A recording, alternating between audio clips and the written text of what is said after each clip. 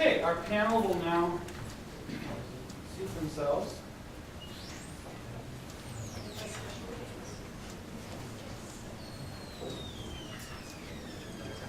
Come to the panel.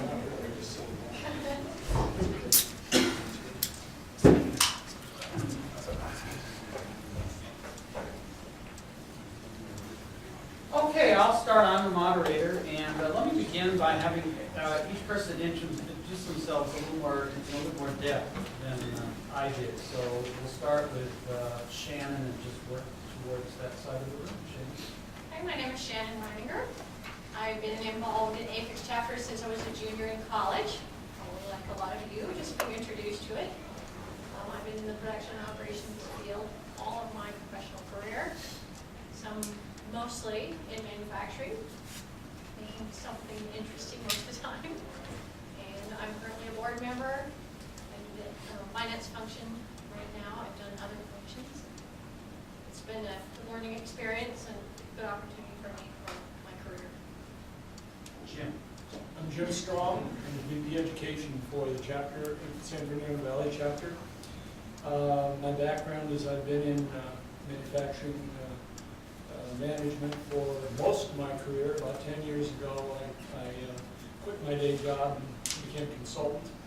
And my primary day work is doing training and consulting for in-house clients mostly. And I have worked in a number of industries and different environments, including aerospace and pharmaceuticals and plastics, molding, and so forth. You name it, I've probably got the experience in that area. And we'll talk a little bit more about education after that. Let me just I am Ellen. I actually started out in IT. I was a computer programmer before they even had a computer programming major. The school that I was at, which was UCLA. I got into manufacturing and operations management when I went to work for a software company that was selling manufacturing and writing manufacturing software. So I came in kind of through the software side, worked with many companies implementing software, and then went out on my own about 20 years ago and became a consultant, teaching other people how to do that and working with companies that were implementing ERP systems. And I've been involved with APICS for over 20 years in many, many different functions. Currently, I'm in charge of seminars. So all of you who sign up on our list will probably start to get emails, especially when we start putting together some of the seminars we're going to do this year. We have an exciting program. Dan. I'm Dan Rivera. I'm Director of Materials and Logistics over at Naked Safety Systems in Simi Valley. I'm a graduate of CSUN, so back in the mid-80s, graduated a couple times from CSUN. I've been with our APICS chapter since probably about 93. Ellen was actually one of my original CPIM instructors, taking classes here at CSUN. I've been in manufacturing since I got out of the Air Force, probably in the late 70s. So quite a long time, coming up through the ranks in manufacturing and management, and now, participating, with the San Bernardino Valley chapter from a teaching and board of directors standpoint. Taught about 44 courses through our chapter. Either through CSUN, local companies, in-house classes, you name it. Taught the CPIM courses, what was CERM, Integrated Resource Management at the time, and then the lean courses that we were holding at CSUN for several years. One of the reasons I'm here is to touch base at the end on some of the things that are changing in the marketplace as far as you guys looking for positions, what things you can leverage in looking for positions. I'm the token hiring manager, so I still hire people, and that's one of the things I want to talk about, things I look for. and things that are important coming out of operations and business classes, and how you leverage those. Okay, I guess I should say a little bit about myself. I've been around this place for 40 years, hard to believe.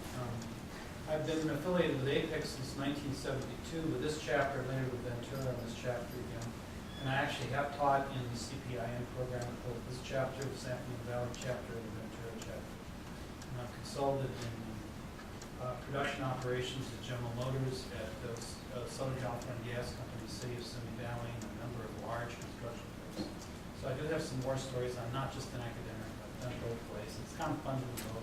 I enjoy doing it. And one of my favorite things right now is teaching cases. So we'll talk about that. Okay, I'd like to begin with a question that a lot of you students ask me all the time.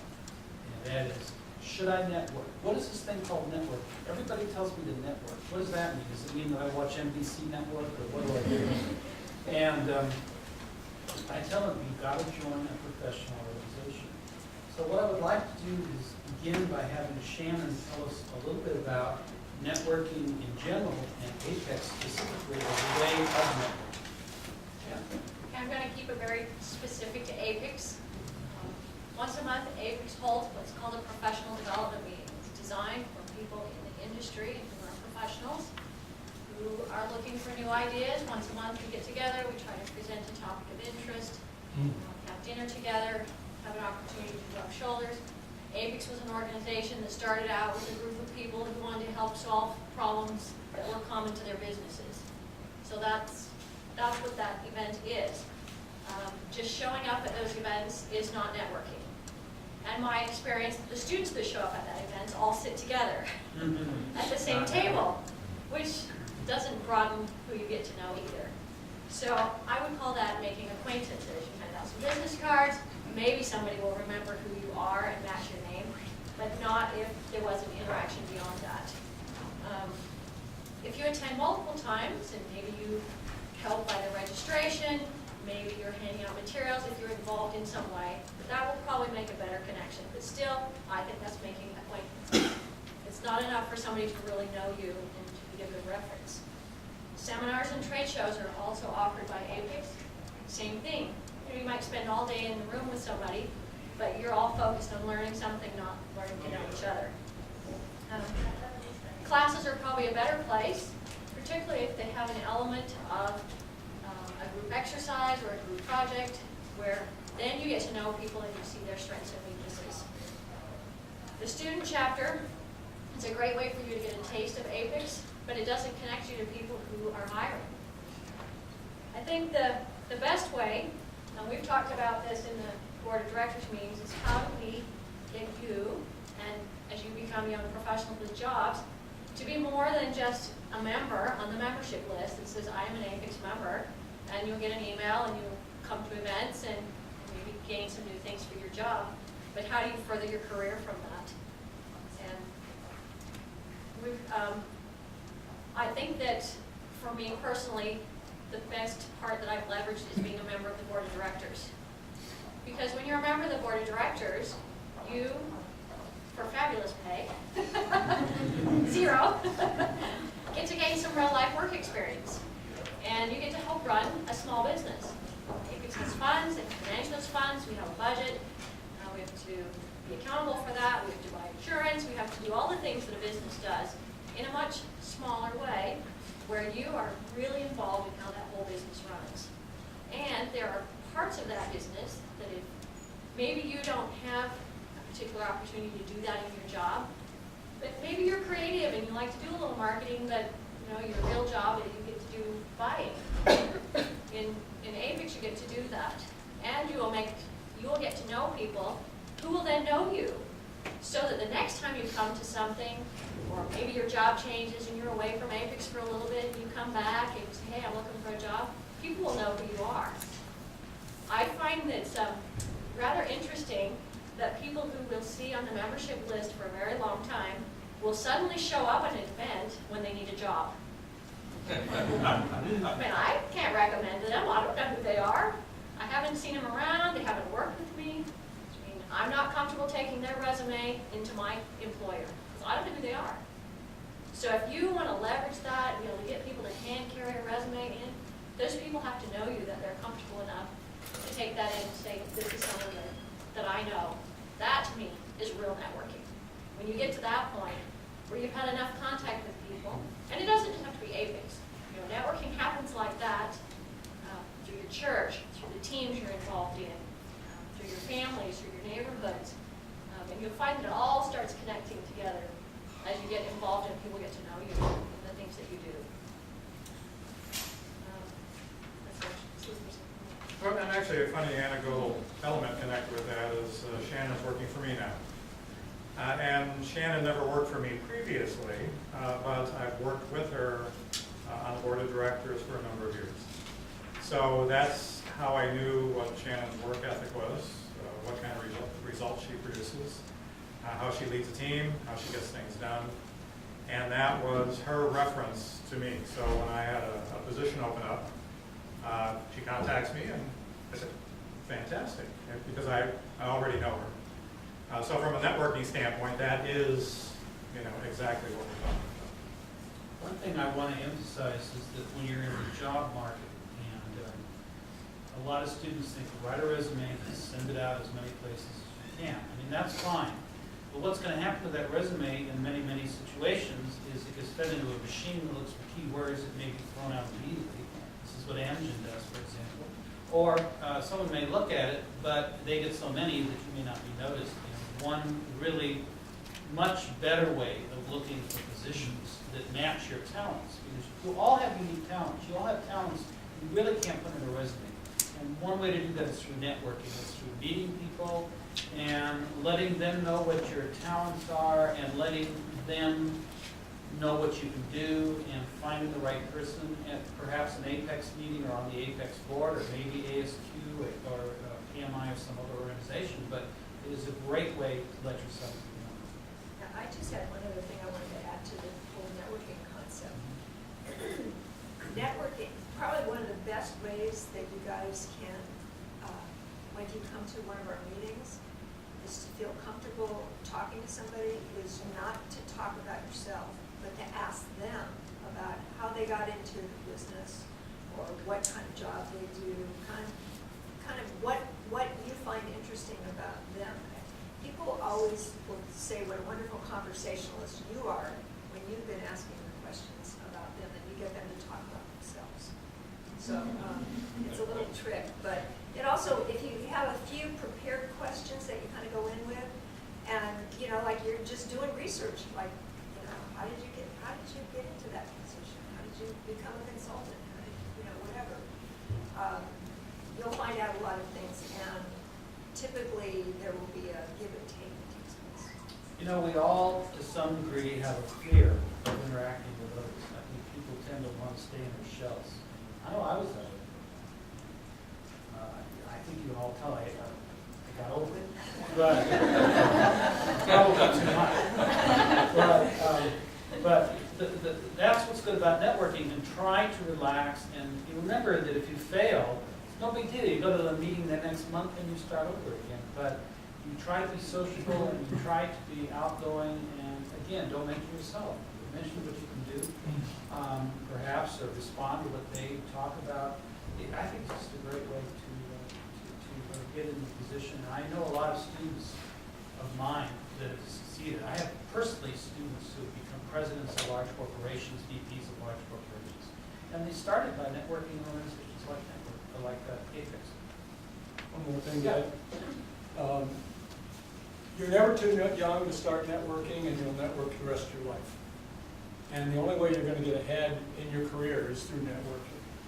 And you guys are used to a lot of social networking tools like Facebook and some other things that I don't even know, But I would mention that one of the most valuable in terms of your career is LinkedIn. And the thing about LinkedIn is it's a business network. And it's very, I guess you would say, clean compared to some of the other networks. It's not corrupted. And people don't join LinkedIn strictly for the social aspects of it. When I get a request to join our group or connect to me at LinkedIn, first thing I'll say if I don't know is I'll say, I don't know this person, give me your background, tell me why you want to do it. And that's what we all tend to do in LinkedIn. So just one comment is one warning is just, if you're going to use LinkedIn, use it as a professional, don't use it as a personal networking tool. Okay, we will take some questions from you a little later, so think about questions that you might have on what we're talking about. I'd like to continue by having Ellen discuss a little bit the three levels of meetings that APICS does have at the local level, the regional level, and the international level. Just to kind of give you a little bit of a background on APICS. APICS was started in 1957, so we 2 years ago celebrated our 50th anniversary. Fortunately, I wasn't a member. We have 240 chapters in North America. That includes United States, Canada, and Mexico. About 40,000 members, and there are 200 student chapters in addition to the 240 professional chapters. And the way we are organized is that each individual chapter belongs to a district. There are 9 districts in North America. We're in the Southwest District. And then those 9 districts also then report to headquarters, which is located in Chicago these days. And there are also international affiliates that are kind of like chapters. They do hold meetings and they hold classes, but they don't have a chapter designation. So the whole chapter concept is that it's kind of this from the ground up, and it works that way. Let's see, in our district, we have 15 chapters. Our district, the Southwest District, goes from Central Coast, like around San Luis Obispo area, south to northern Mexico, and east through Arizona and southern Nevada. So there are 15 chapters in that area. So one of the nice things is that, in fact, we had a board member who changed jobs and ended up moving to Texas. And he was just able to join the board of directors of the Texas chapter and became, just transferred in there and felt like he had friends there before he even, got settled in. And then fortunately for us, he's come back. So it's been nice. We do meet about 3 times a year as a district. And that's really where the boards of directors of the 15 chapters get trained on how to be a board member. So we have various functions on the board, like a marketing person. Andy, sitting over here, is our marketing VP for this year. And when he'll go to a meeting, there will be 12 other chapters represented, where there's a VP of marketing there. And so he's got people that he can talk to learn how to do his job. Some of them are new and some have been around. So one of the really nice things is that at the district meetings, which I do 3 times a year, that is for training of boards of directors. And it doesn't cost you anything to do that. It's very good.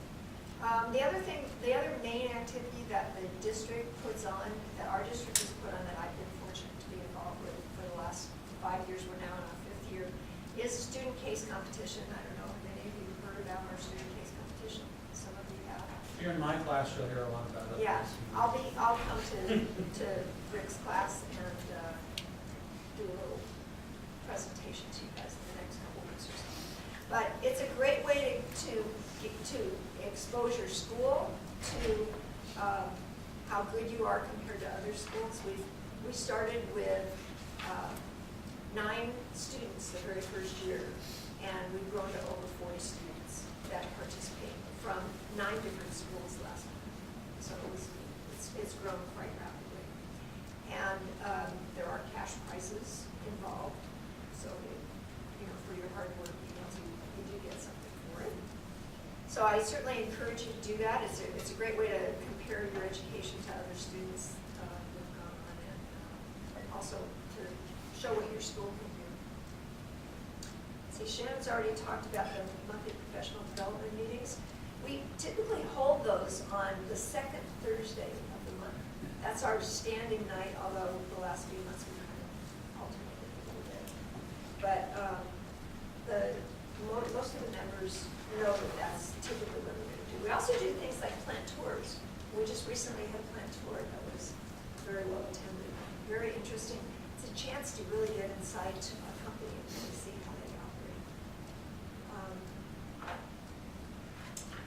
That's about it. Oh, let's see, the international conference. Once a year, there is an international conference that is held. We just finished it. It was in Las Vegas this year. It's 3 days. It's 8 tracks of education that goes on for all 3 days. Students are represented there. The winners of our case competition automatically get a chance to go to that. Great education goes on all by professionals, people that are actually working in the field. There's also vendors there, and it's just a lot of fun. It's a really great experience. I think everybody here has probably done that themselves. So It's amazing, I recall it. I think we have over 2,000 people there, over 2,000. About 2,000 each one, and From all over the world. It's a great way to interact and know what's going on in the field. We kind of think, gee, there's not that many in our field. There's small majors, there's some, but when you see over 2,000 people there, all the same thing, doing the same thing, it's quite spectacular. It's amazing, the language, we all speak the same language, so you can meet people and you suddenly feel like you've known them for a long time. Well, all of the speakers at the international conference are well recognized and well screened. So you get a very, very good presentation. And the thing they've done recently in the last couple of years is set up different paths that you can take. So if you're interested in supply chain, you go along that and take a whole series of things. If you're interested in lean, you take that path. So it's very structured. You go in, you're all signed up for everything before you go. You generally get a plant tour, I think every year, a plant tour associated with that particular topic of your path, which is really an easy way to go in and know what you're going to do instead of just say, which class, which session do I go to this time? You know, one of the things that I found is that when I teach lean or Kanban, even a lot of other parts of production, it's really hard to get a concept to it unless the students actually see it. And sometimes I do show videos and photographs, but to actually go through a working factory that's using something like the wet tour, I think about 3 or 4 of you here were on that tour. You braved it at 7 in the morning, you did it, banked it, it was great. And it was amazing. I mean, they've got it so well planned, so efficient that you can see the flow and how it works very, very clearly. I've just been told, and I'm not sure anyone knows this, but Brett wants to hire 2 or 3 of our students at our next meeting of ministry. They are that enthused about military, so that's a feather. And they will be at the meeting. All right. Let's continue along. Jim Strong here is our VP of Education, and I'd like to have him talk a little bit about our classes that are offered through APICS. APICS offers certification classes. And these classes are a great way to complement your own education. And I think they'll find that it's a good capstone after covering some of the really rigorous stuff we do here at Cal State Northridge to apply it to some practical situations. Jim, go ahead. We're in the education business. APICS is in the education business. And APICS's charter is education and professional development. Unlike a lot of professional societies, which are very much socially oriented societies, APICS very much sticks to the idea of education. So they provide tools for education. Our chapter provides tools and venues for education.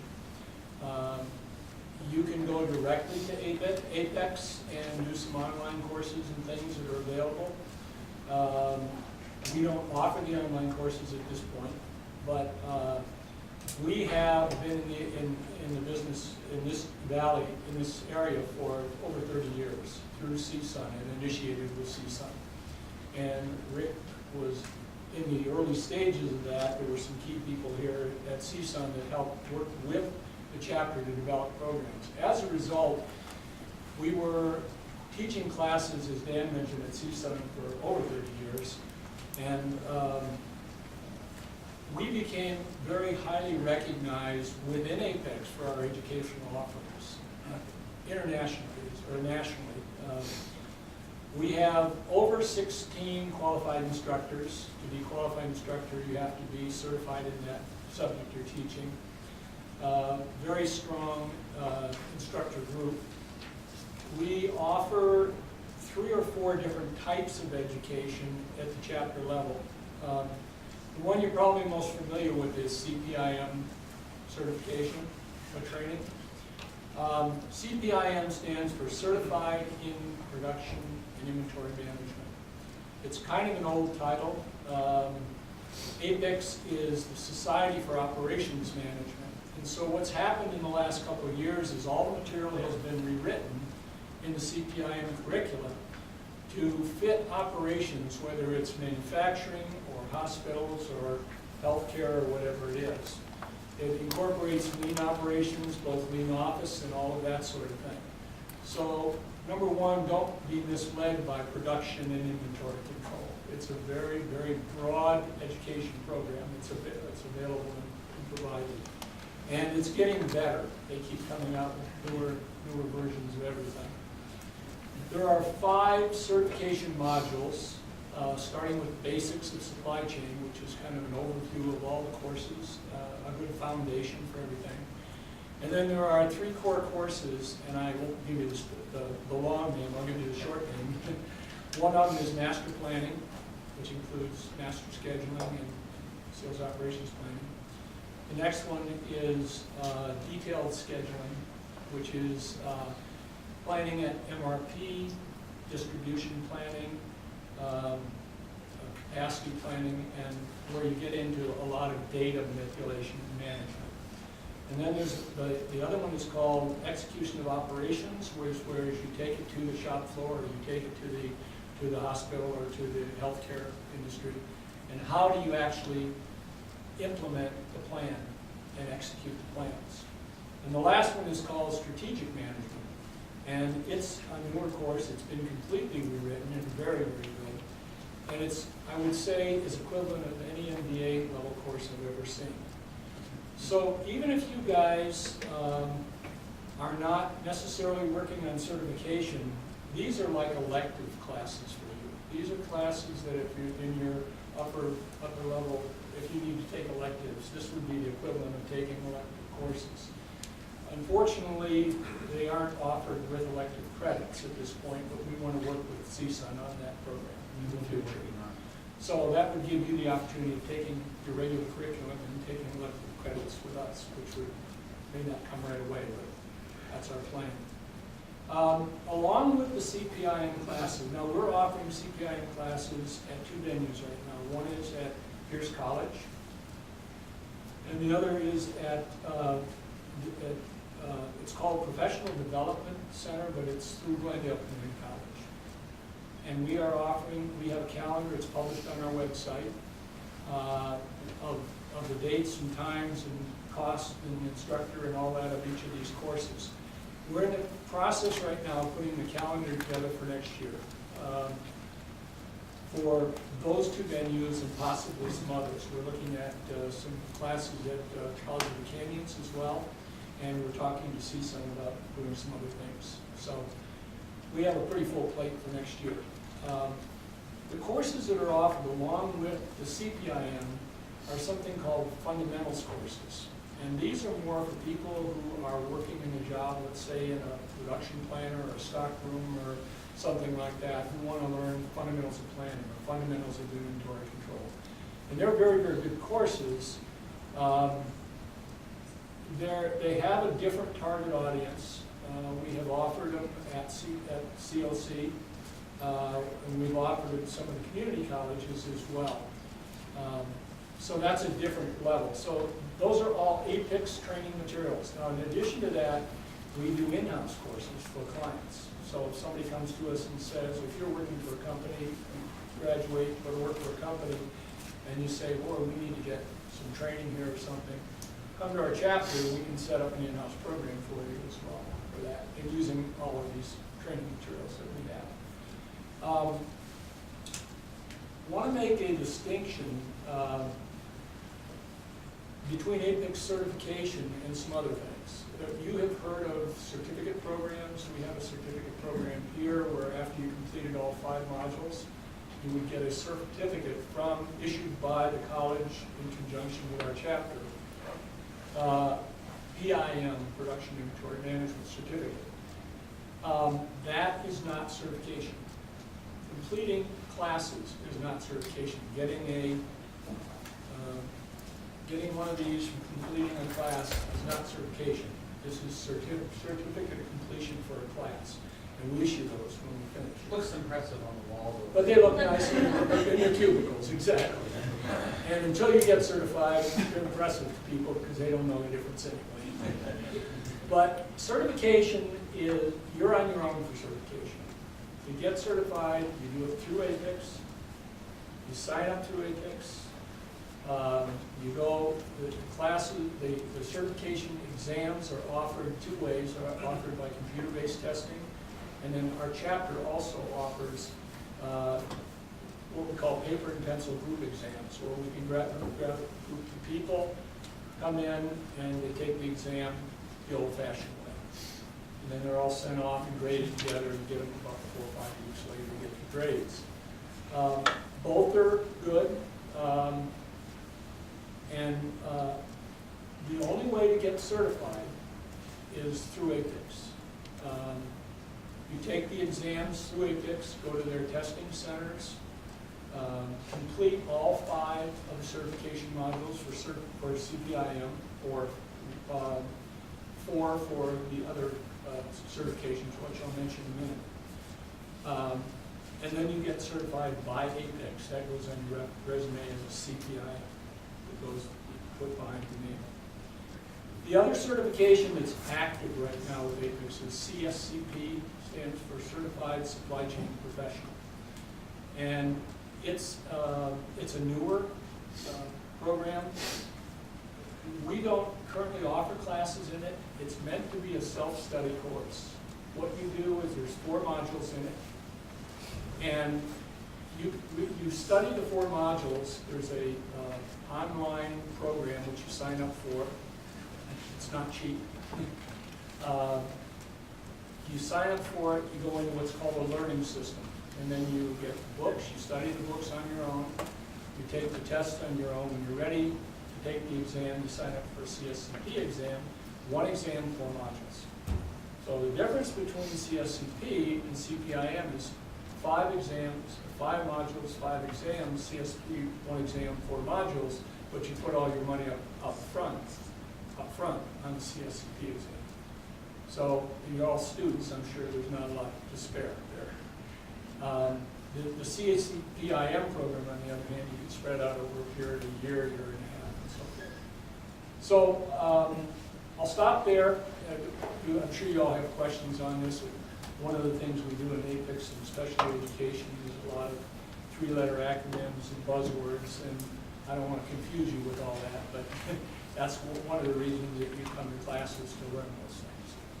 So, any questions you have later? Any questions you I have? chime in that we had materials up here, and I still have some. If you're interested in certifications, want to read about them, or find out more, we have more materials if you Right. want.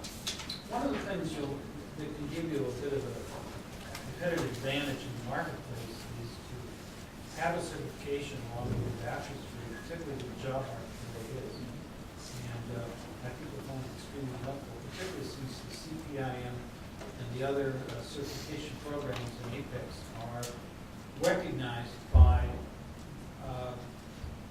managers throughout the world. And these are people that have also either been through APICS or know people and know the value of the certification program. And it's more and more demand all the time. Can you elaborate a little bit on the materials that you're teaching the operations management students? Sure. It's very similar.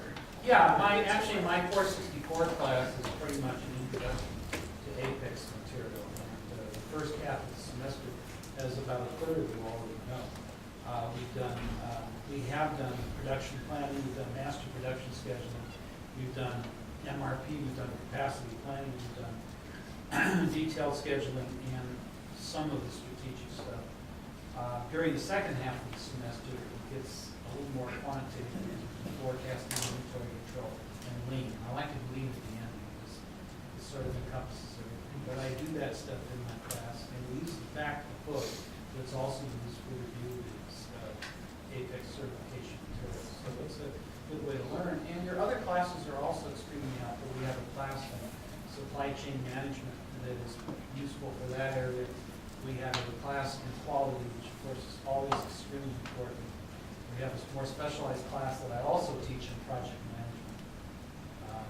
And we have several classes in purchasing through the marketing department. So I think they're very useful for beginning your certification program. You'll have a good background if you have some of those classes. Yeah, I mean. And most of my students pass, by the way. Yeah, the point I was trying to make Yeah. is that with the education that you guys are getting, you probably don't have to necessarily take the classes from us. No. You can, there's some material, there's a book that's kind of a good study book for the individual exams. And if, there's no requirement that you take the class before you take the exam. So if all you're interested in is getting certified, you try one of the exams and see if you can pass it. I had a Just number of studying on students your own. last semester who passed the first leg of the exam. A couple of them got hired. One is working at St. Jude. One is working at Yes. Nestle, and another one is working at Kelson. So, we're doing all right. I might suggest too, from my own experience being an operations management student, is that I wish I had taken the exams after getting out of college, when it was more fresh in my mind, and my study habits were better, and so I know sometimes you get out of college and think, oh, I've had enough, and then your life changed, like me, you get married, then you have kids, and you don't get back to that, so just something to think about it, that, I wish that I'd done it as part of my education, had it behind me, so I didn't have to kind of go back and relearn it all and take exams. If you go to our website, under, you're all probably familiar with that. Get one of these cards that's got the website on. If you go to the education page or the education navigation and under certification, there's a whole write-up on there on the different alternatives of taking classes, doing self-study, and all of that.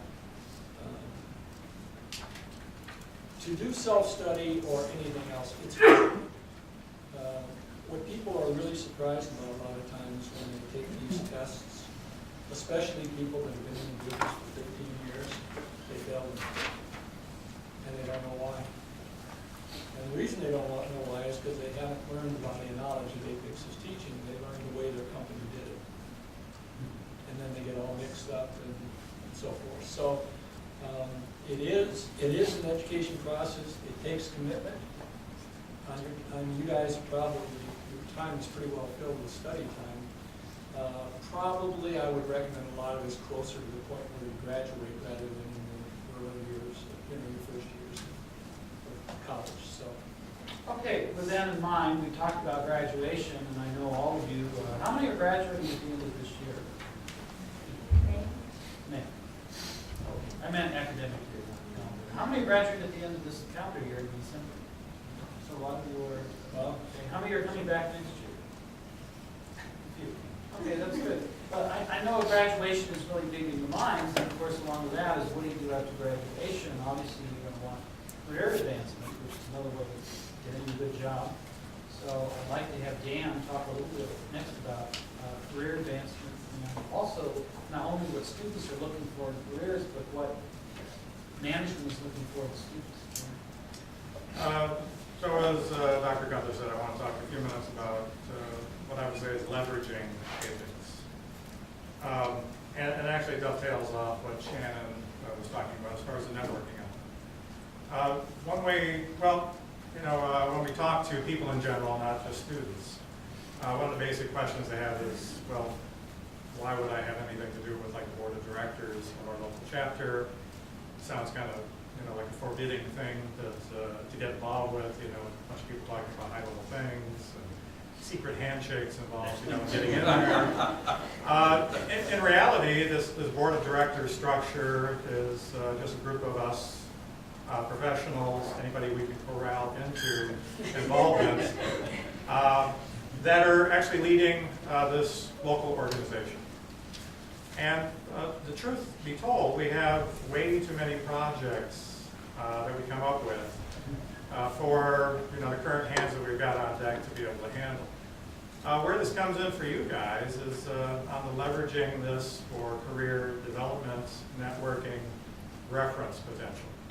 One way to look at the local chapter and the involvement in the board of directors is you're actually involved in many business processes. So the board of directors, as was mentioned, is kind of running a business. We have marketing, we have sales, we have web page development, and what we're going to put up there, how we're going to structure that. Google Analytics tied into that. How are we going to track things? How are we going to use statistical analysis to stay on top of membership trends? Tracking who's taking our classes, doing surveys, handling finance, as Shannon was saying. All of these positions are volunteer positions, and our meetings usually cover a heck of a lot of things that the group brainstorms and thinks, hey, this is a good idea, and then we look around, well, who's going to take this on? And who's going to handle it? And that's where the opportunities come in. So, one way to think about this is, okay, you guys are learning a lot of things in your operations management classes, decision science, learning about using Solver and Excel, analytic hierarchy process, that kind of stuff. When you get out into business, the truth of the matter is you're going to be looking at managers who graduated 20, 30 years ago from college. And they're probably not that up to speed on some of the things that you guys are now well versed in, want to hit the ground running with as, tools. And you don't have much evidence to show at this stage that you've got experience with using those tools. You've had some practice with that.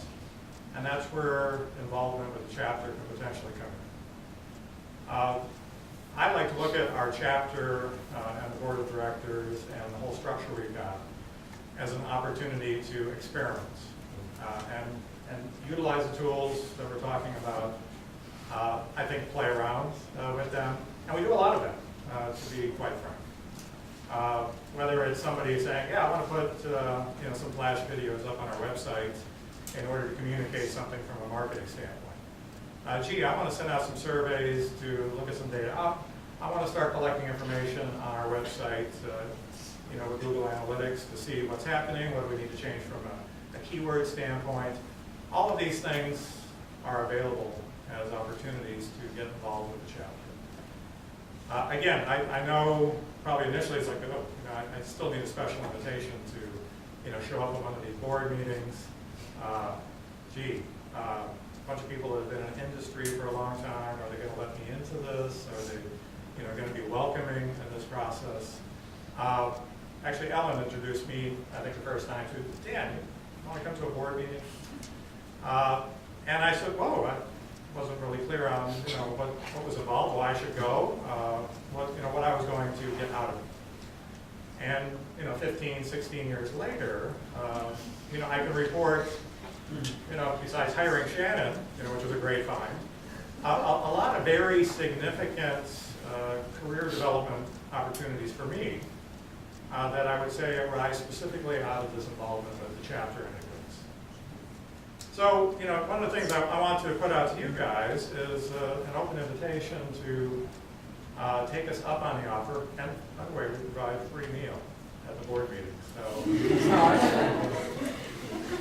And we usually have board meetings over at the Abe's Deli, or like next month, we'll have it over at Donaldson. So we'll try and have it at a company where one of the board members says, hey, come over to my company, and we'll do it in the conference room and have it there. We'd be very happy to have you guys show up. But again, it's really, there's something in it for you, and the in it for you is the opportunity to start using some of the things you've learned in non-judgmental environment, be able to get a track record with doing some of these things. And getting to my next point, having some evidence that you can show a hiring manager, that you've done some of the things you've learned about. As a manager that hires, recent graduates or people with a lot of experience in industry, I get a lot of resumes. On paper, people say they've got a degree, they say they've got certification, they say they've done things, and I have no evidence of that normally. In the case of the board involvement, the evidence is I've seen the people doing it. But one of the things you can take away from this kind of involvement with APICS is actually developing a portfolio of things that you can show when you get into the interview process. It may sound kind of hokey, it may sound like I haven't read that in some of the interviewing books and how to write your resume. You're going to need a resume, but as Dr. Gunther said, there's millions of those resumes out there. And some people have degrees from Princeton, and some have, oodles of job experiences that you read about in the LA Times with all the people unemployed and all that. But the fact of the matter is, if you go in there, kind of like an artist with, here's my portfolio of what I've done, it's a whole different discussion. Because now you're showing evidence of, well, here's the forecast I put together. Here's a marketing plan I did with the chapter. Here's some evidence of my abilities with Excel, doing analysis. Here's a Pareto chart I produced, I was heading up this team. Here's a lessons learned document I put together. Here's an A3. Here's some lean efforts that I led, connected with the chapter. All of these things now become real examples of, hey, that's the kind of stuff I'm looking for at my company. These are the things, I'm kind of embarrassed as a manager, I've heard about. I haven't really seen evidence of this before. Here's somebody that knows how to do it. That is extremely interesting and attractive for me as a hiring manager. And weeding out all the different resumes that I get and figuring out who, I guess, is blowing smoke, and who really knows what they're talking about or has the ability to learn more in my current environment is really what I'm looking for. So part of that is how do you differentiate yourself out there in the marketplace. And it's, I'm in a manufacturing company in aerospace. But, the same rule is going to apply if it's Universal Studios, if it's Kaiser Permanente, if it's the U.S. government, local government. The managers are all kind of the same. They're looking for these same skill sets that can be leveraged in their environment. So these methods will work, and you can leverage a lot of the things that we'd like to do in the chapter and are doing in the chapter, and accrue that to your own career development. The other thing that we haven't talked about much is, like over the years, Ellen, because of her multitude of contacts in industry, is always one of the people that gets tapped first by a senior manager at a company owner. Ellen, I'm looking to fill this kind of position. Do you know of anybody that can do that? I'm looking for this advice. My relationship and her feeding back to me, here's somebody I trust. Here's somebody I know firsthand. So that goes back to that kind of leveraging of these relationships. So anyway, it's lots of opportunities out there. I kid you not. From a chapter standpoint, we've got so many things that we'd like to tackle and work on, and we don't have enough hands to work on. So I'll put that out to you guys. In all cases, we don't have the technology skills. Well, I didn't want to get into that, but We don't have it. You guys are learning stuff we don't understand. well, and when we That's the way it always is, and that's Yeah, good. I mean, we can use that. when we talk about using Camtasia to develop, let's say, internal training videos for the chapter, the skill sets you guys are playing with, for fun, doing as part of classes, my kids are doing, now in the 6th, 7th, 8th grade, might seem kind of trite, but actually those are critical skills in a lot of our environments. And the chapter is actually looking to leverage some of that too, and again, very open to using that. And again, a lot of us haven't been in school in classes for quite some time, so we kind of know what we want to do. are open to it, have money to do it, but again, don't have, people that are versed in that, or, I can handle Google Analytics, and I'll jump into that, fine. And I doubt whether there's anybody on our board that tweets. And we've talked about it. It might be a great way for us to contact people at the board level. We have the slightest idea of how much. Except when my students visit. Yeah. So, I mean, we're really looking for your skill set as well. Not just to bring in and teach all this I knowledge. want to mention that the board meetings are the first Tuesday of the month. First normally. Thursday. Sorry, first Thursday. George. First Thursday of the month. And the dinner meetings are the second Thursday. I go to another organization Tuesdays. So that's why I get mixed up. Anyway, the first Thursday of the month is the board meeting, and we've been alternating spots. So what you probably should do is go to the webpage and look on the right side of the webpage. All of the coming events are there. And then the dinner meetings, which is a great way to network. This is a great way to interact with others and hear topical speakers that are timely. Normally is the second Thursday of the month, although in November it will be the third Thursday of the month because of the holiday. The Veterans Holiday. And we have the student rates. Yeah, the student rates, what, $10 per pupil? $15. 15 for those who are students here at Cal State Northridge or anywhere else, actually. Full-time student. Full-time students. And the board member rate is free, remember, so. I'd like to chime in where Dan left off, because we often talk in generalities and, these are, concepts and ideas, but I'd like to make it a little more personal. Dan is the only boss I've ever worked for who knew anything about APICS. And I've worked for 6 or 7 different companies for the last 15 to 20 years. Most of them knew they needed somebody with APICS. They had no idea what it was. None of them, except Dan, has ever had a degree. None of them. So I was far more educated than anybody I've ever worked for. And that's not uncommon. Like he said that people graduated. Most people did not graduate. I find that the generation where we are right now, most of those people in upper management positions do not have degrees. They don't. And most of them didn't have a clue of what they wanted to do when they left school. So don't be surprised if that, if that's what you run into and you think, wow, I'm working for this person who's not as smart as me. I mean, it's not that. It's just that you have had the benefit of being able to go to school. So Actually, use that to leverage what you're doing. These people that are working there without degrees, they study these people and their management techniques, and they compare them to some extremely technical, sophisticated mathematical models for how you should run a business. They found out these people are actually doing all the right things. They never went to school. How did they learn? They learned through trial and error. And the ones that weren't successful ended up going out of business, because most businesses do fail, particularly in the first year or two. You get a free ticket to go as high as you want with hopefully less failure, because you're learning a lot of these tricks, a lot of these techniques, a lot of these things. So there is an advantage to that education. The other thing that's happened for me in APICS is, we had the APICS finance person sort of drop out, and somebody needed to take over the finances. I said, well, I can probably figure that out, and I can count and do all those things, right? You can all do that.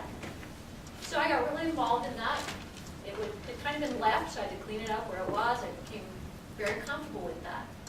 That was not my job at work. I was not responsible for any of the financials of the company. I was responsible, yes, for assets of the company with inventory and the trucks and warehousing people and all of that. But as the company downsized, they were heavily hit by the recession. They laid off people and people left, and then the CFO left and all kinds of people. So here we are, a much smaller group, being asked to do things that we weren't comfortable with before, and they made me the acting controller.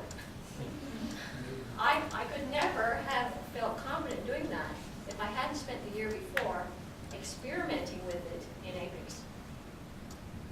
So there are some things that might open some doors for you by having some skills in an area you wouldn't have thought would be useful.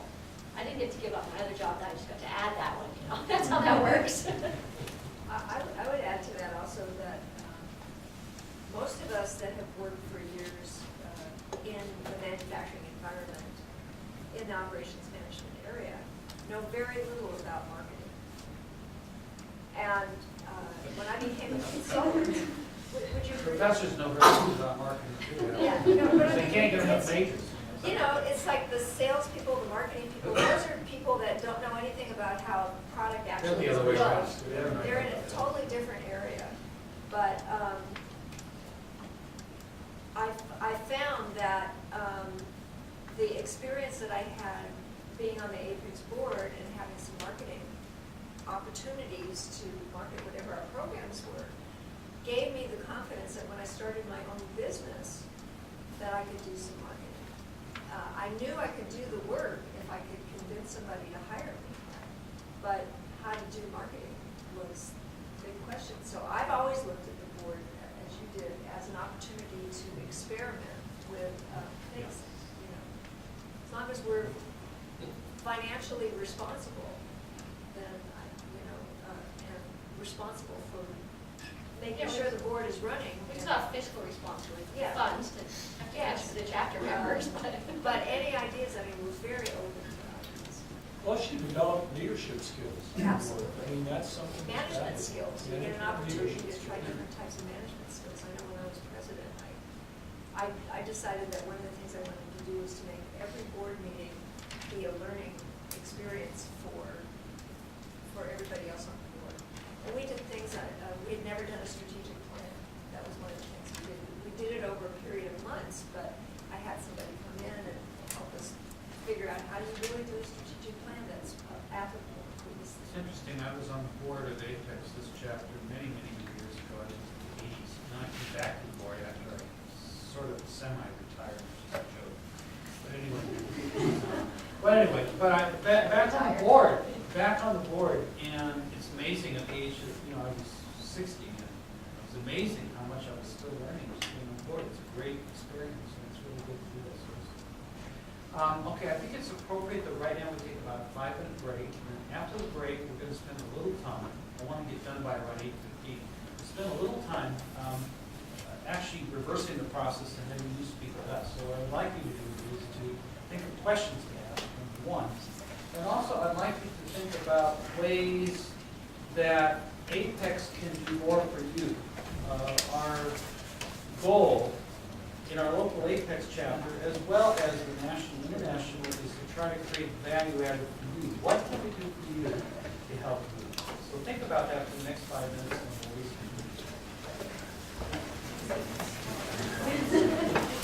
I have a question for Mr. Strong.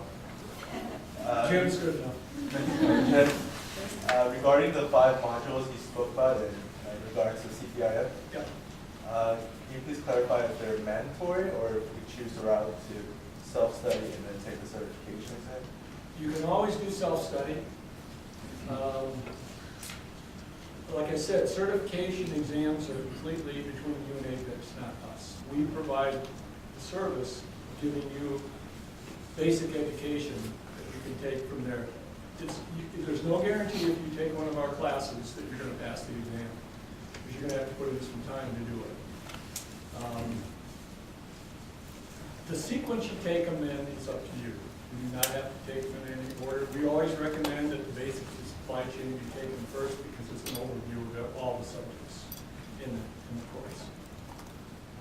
But my recommendation is if you think you want to do self-study, first of all, it's going to be difficult on top of your workload right now. So, but if you think at some point you want to do self-study, I would always recommend that you at least take the basics course through our chapter or any other way, and get that foundation, that understanding, because you're going to, at that point, what you're going to learn is you're going to learn the body of knowledge, you're going to learn the terminology, and the key to passing exams is knowing the terms. The questions are all 4-part multiple choice, and generally in that, as you guys know, there's 2 right answers and 2 wrong answers. So the trick is to throw out the 2 wrong answers, so you're only guessing at 50% if you don't know the answer. You can't do that if you don't know the terms, because if they're used in the wrong context, you're guessing 4 again. So the trick is to be able to understand all the terms, what they mean, and what they mean. They mean not what you think they mean. Other questions? Yes. Hi, my name is Yan. I just had a question on how long does it take for an average person to get through the classes and then get certified? Well, the classes that we offer right now at APICS are 10 weeks. 10 weeks. And we will give, in those classes, we will give 2 100-question sample exams. So you're going to walk out of there with 20 sample questions that are similar to what you get on the exam. Plus, the courses have what they call a performance check. So there's 10 quiz questions at the end of each chapter. So that's 300 test questions or practice questions you're going to get out of taking the course. What we recommend is even before you finish the course, if you're going to take an exam, sign up for it. Because what happens is somebody will go through the course, they'll say, well, I'll take the exam. When I get done with the course, then they don't come back, or they start another course, and they get into the 3rd course, and they still haven't taken the first exam. And the best shot at passing the exam is right after you finish studying for it or taking the course. The 10 weeks, is it for each of the courses? There's 5 courses, 5 exams. Oh, Or 5 modules, 5 exams, of which there's a course to cover each. More questions? How frequently are the courses starting, once one finishes, the next one starts, or do you have a month going on? We've got about a 3-week break between them. They pretty well go with the term at Pierce right now. Professor Sankran. Hi, I'm Steve Sankran, faculty here. I have a question. The way you mentioned, it looks like the exams are multiple choice formats? Yes. Okay. How many hours are each of these exams? And how many questions typically are there in the test? And how many you have to score in order to pass? It is a 3-hour exam, whether you take it by computer-based testing or take it in a group test environment.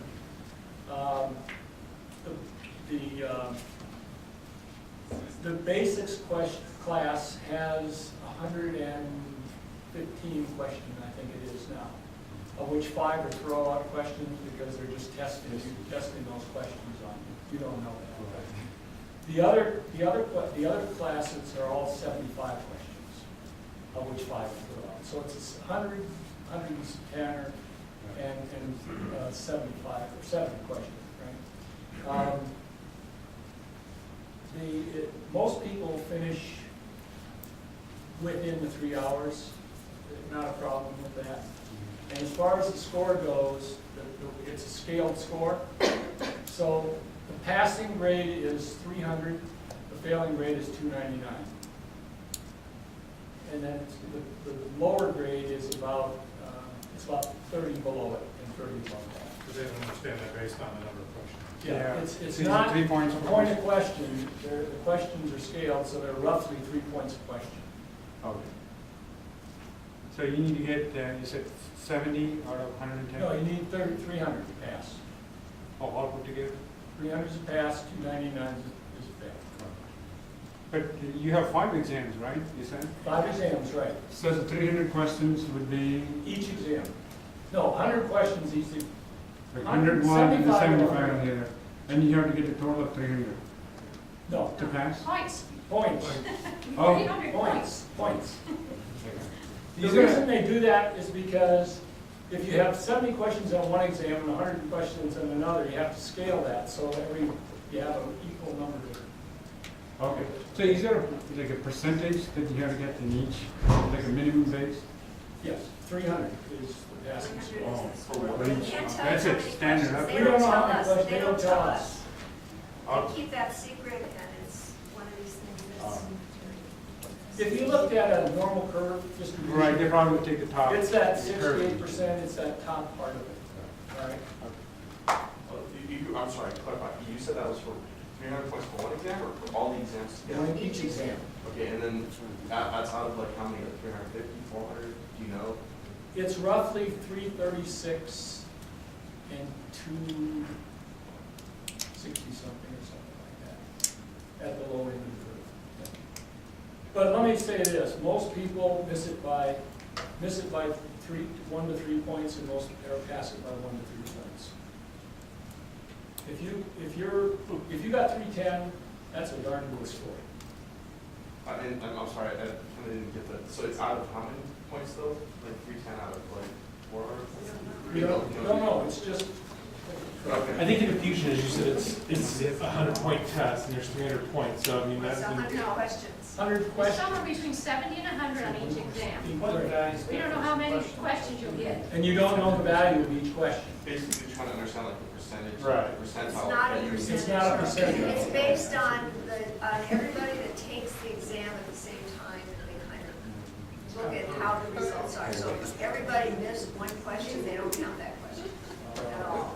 So Especially if they. it's based on who takes the exam. Brenda.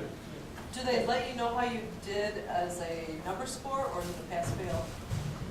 It's a number score, but they also, each one of the exams has 4 core areas of interest, like 25%, 30%, so forth. So you know where They you're. will tell you how you did in each area. So if you were strong in, let's say you were strong in master planning, but weak in demand management, you would know the area you had to restudy to take.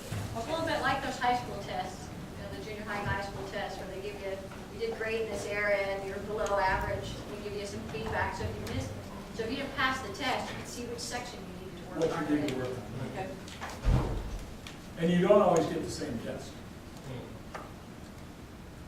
My name is Yan again. I have a question for Dan. You mentioned about the portfolio that is good to add up to whenever you go into an interview.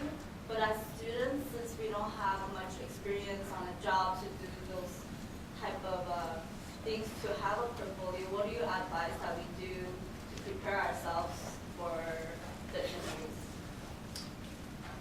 Well, I think you can still put together a portfolio of examples if you have to work on a case study in a course, if you have to work as a team in one of your courses, and here's the end product we produced.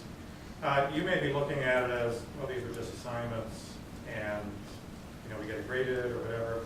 But again, that becomes some of the evidence that you got to show that you actually had to go through that process. You had to calculate, what the safety stock was on something. You had to use Solver to solve a problem, or set up a two-way table, or those kinds of things. So it becomes, again, evidence that you could put in front of somebody to say, here's, my experience thus far. The other point is, again, if you get involved in an organization where you can leverage some of that and actually do some projects, now it's getting more real world. So you're actually working on problems. You're actually doing a forecast, for attendance at a meeting coming up or things like that. Doing analysis on survey data after a meeting like this. All of those kinds of things become concrete. Here's evidence. So again, it's kind of putting together a little artist portfolio of things that you've done. I had somebody I recently hired who came in from another job and showed evidence of doing Pareto charts, fishbone diagrams, doing analysis on problems that they were dealing with at the previous job. So it put them a couple steps ahead in being able to show what they were talking about on a resume as opposed to just talking. Anything else? You got a question? Hi, my name is Paula. In regards to new hires or entering the workforce, what do you think is the biggest mismatch between what we learn and what the industry is requiring? I mean, from your point of view. Well, I'll tell you one of the big mismatches for me. Sure. These women who show up in a manufacturing company for a job in a short skirt and high heels. I think that's very poor judgment, and I look at that and say, what sort of judgment are you going to make on the job? And I won't show up like that either. Sorry, but I've seen that so many times. And they show up for a plant tour like that. They won't even let you in the building.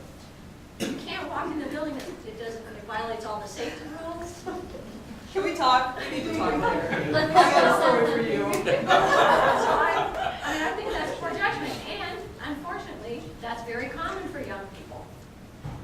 I get back to your question, I think the biggest disconnect is that, again, very often the managers, hiring managers of the companies you'll be interviewing at are not conversant with what you've been taught over the last few years. And they're not using it at the company, even though they might be interested in using it, or they say they're using it.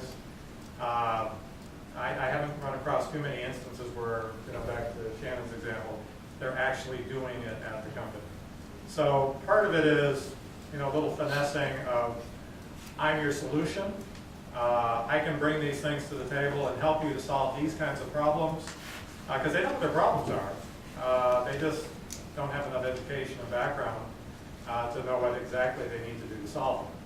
And that's where consultants come in and all of that. But you guys have the potential of kind of selling yourself in that way. My experience with that is that when you can come in and do the things nobody else knows how to do or even wants to do, take on all the projects nobody wants to tackle, do the dirty work that people don't want, that help your boss look great. That's what you do. That's entry level 101. So, Jim was mentioning, internships too. That may sound like slave labor for free and, all of that.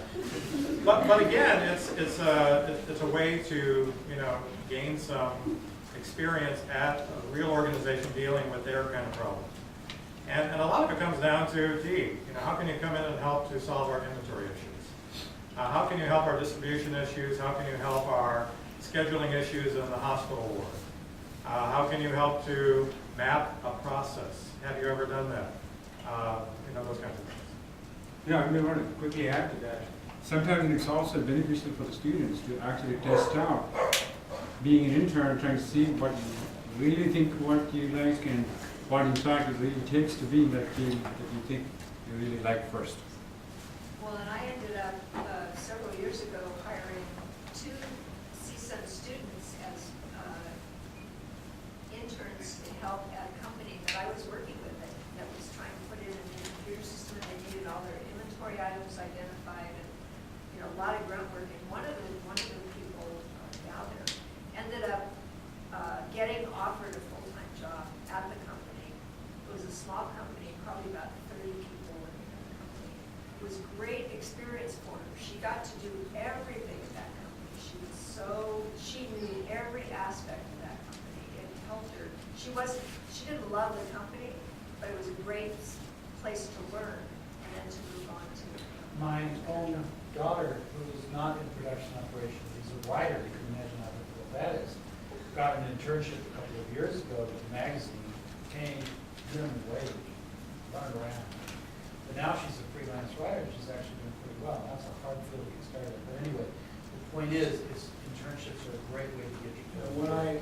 When I was hiring, in the company, we hired a girl as an intern, came in from Cal Poly, and we needed a project management tool. This was before we had Microsoft Project, which you guys are all familiar with.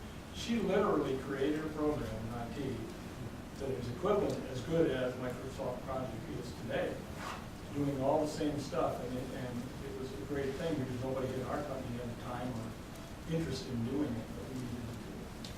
And we hired her afterwards. Oh, yeah.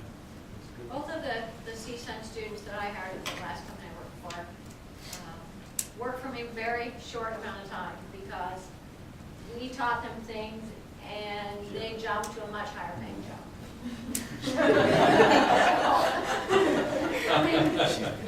And that is a risk an employer takes when they hire you. Because you're probably not going to be happy with that first job unless you find ways to grow with that company. And that's a risk that employers take.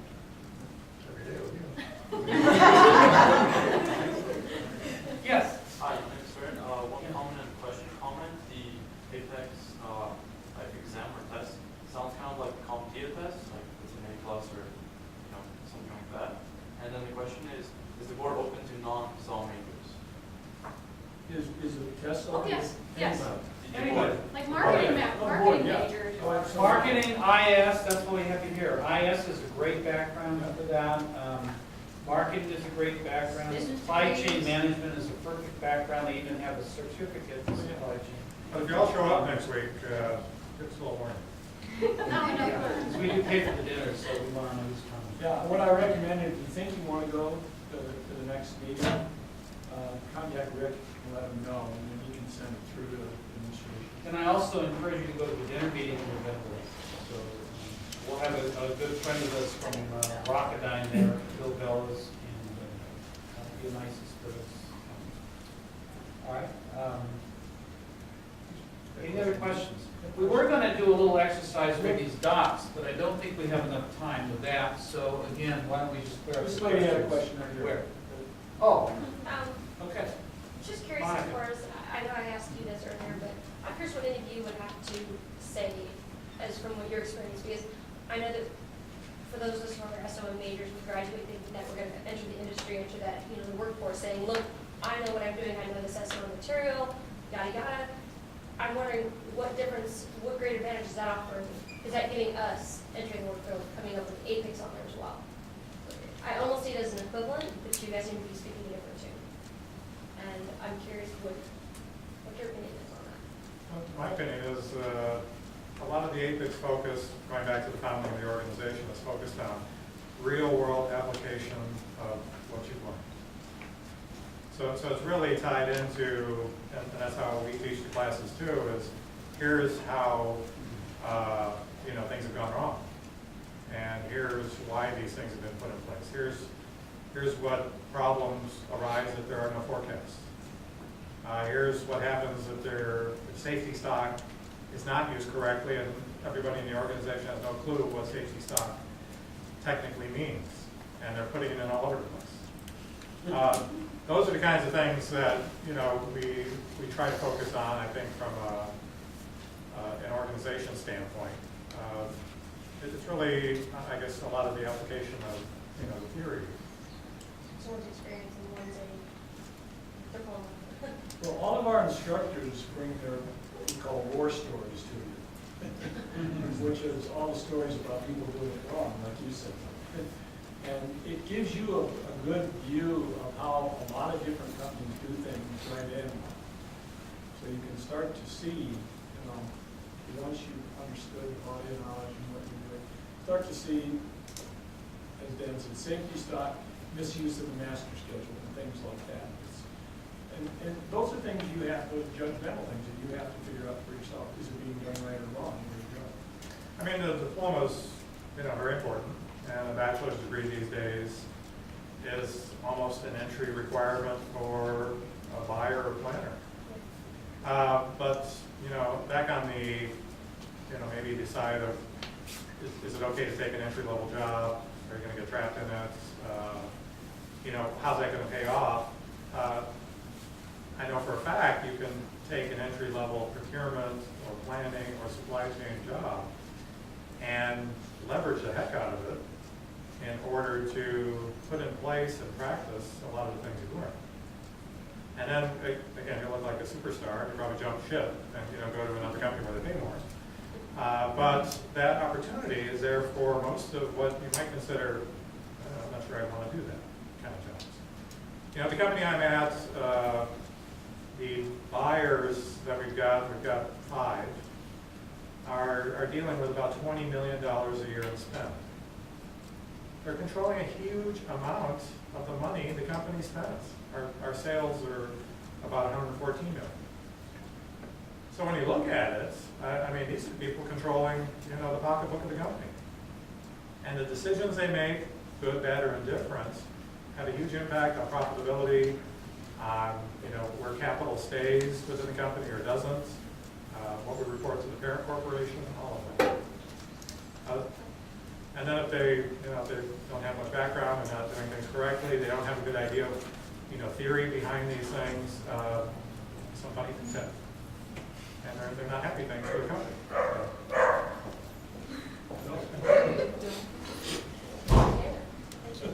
One of our instructors.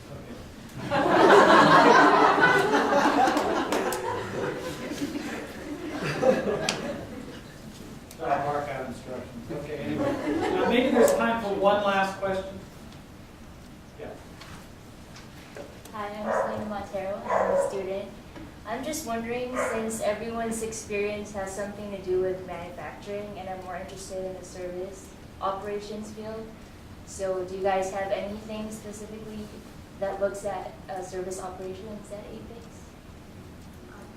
I would say the leading materials, although the course covers a test company that is a manufacturing, but we can definitely apply that to any other kind of business. One of our Also, you former might board think members- about the CSCP exam as well. One of our former Might board change. members worked for one of the big movie producing companies. And he leveraged APICS like nobody would believe, because nobody knew any of those things on how to schedule, how to forecast, how to get things delivered. That was when DVDs were first coming out and it was really switching over. And he was like a superstar, and they didn't know where he learned that. And he learned it all at APICS, and that's why he came to us. So there's a lot of broad application, even though it was originally designed and targets manufacturing. Let me tell you about two of my students. One you probably know, I guess I can mention his name, Eric Bear, and he's been doing very well. He comes to all the APEX meetings. He graduated last year. He's working in St. Jude's Medical. He's doing applications of this in the medical field. They really need it.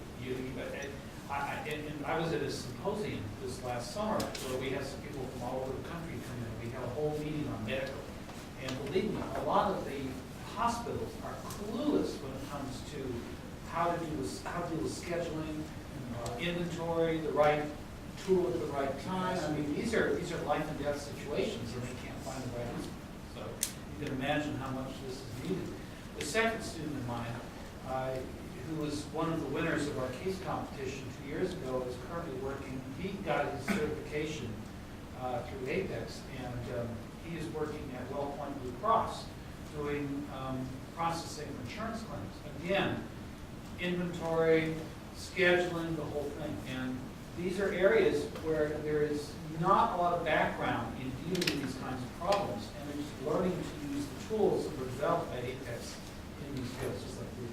Yeah, so, in the service sector, the truth of the matter is there's very little development in that area, and anybody with the kind of background we're talking about ends up being, the one-eyed man in the land of the blind there, because you're able to fix problems that were just major irritants, and they had no idea what big impact this was having on them. So one of my neighbors is a male nurse, and he is working on applying lean methods at the hospital he works at.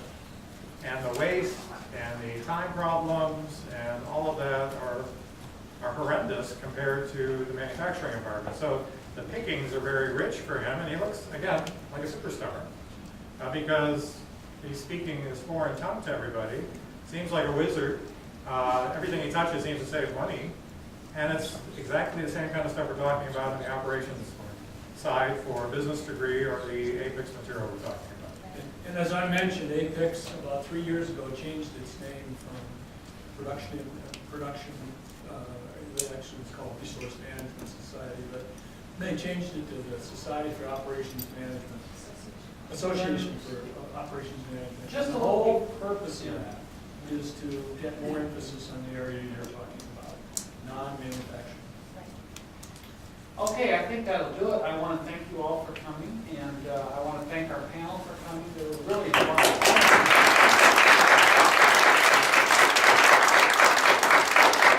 If you have any individual questions, maybe we'll stick around for a little bit. And if you have to go back to your class, that's fine. We understand. That's what it's all about. Let's go.